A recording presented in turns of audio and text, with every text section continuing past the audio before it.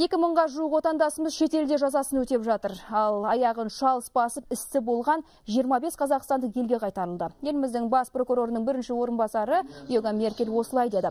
Айта кетейік, бүгінде еліміз сотталғандарды қайтару бойынша 10 мыңнан астам мемлекетпен келісім жасасқан. Бүгін мәжілісте депутаттар тағы бір халықаралық құжат Қазақстан мен Мажарстан арасындағы сотталған адамдарды ұстап беру туралы шарт жобасын мақұлдады. Құжатқа сәйкес жазасын өтеушіні алып келуге кететін жол шығындарын қабылдаушы мемлекет өз мойнына алады.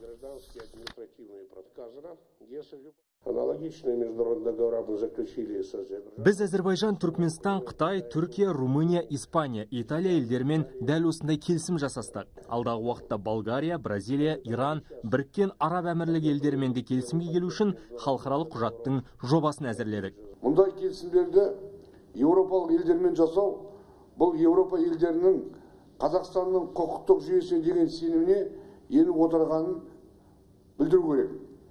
Қазақстанның құқық қорғау органдарының шетелдердегі әріптестермен бірігуге ұлтаралық қылмысты жою мен заңдылықты сақтау және құқықтық тәртіп сақтау үшін көп үлесін қосатынын айта өту керек. Сондықтан да аталған шарттың тиімділігі өте зор.